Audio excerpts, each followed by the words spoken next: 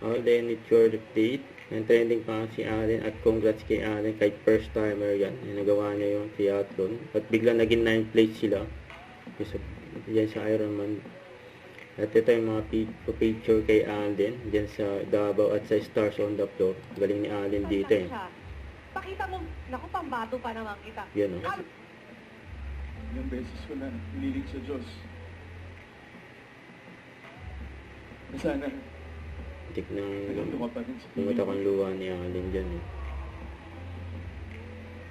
Mahal na mahal kita.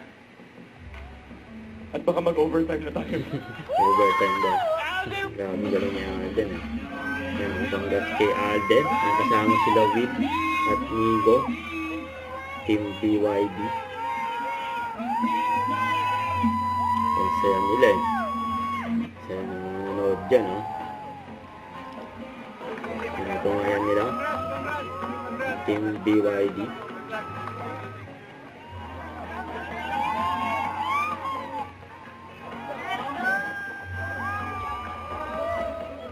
Grabe pagod ni Alden oh.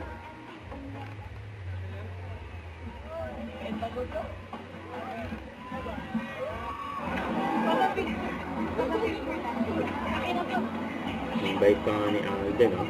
Thank you po. Okay,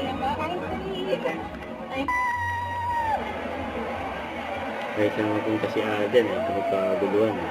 May maswerte pa nga nakamayan oh. Si Alden.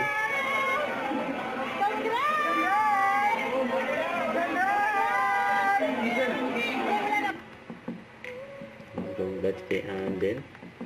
Alden dito BYD Ironman Davao City, you know.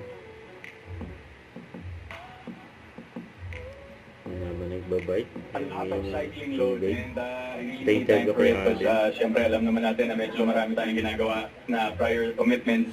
But you know, being able to join an endurance sport such as Ironman and being able to represent BYD here is a huge honor for me. And kumbaga, I really committed to it because I really wanted, since I started my cycling journey before, I really wanted to join big races. And what a way to start the year, you know, being able to represent BYD and this year's Ironman here in Davao. Yun.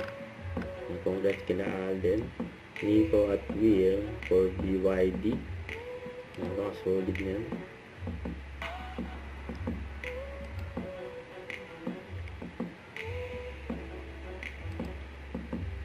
And congrats.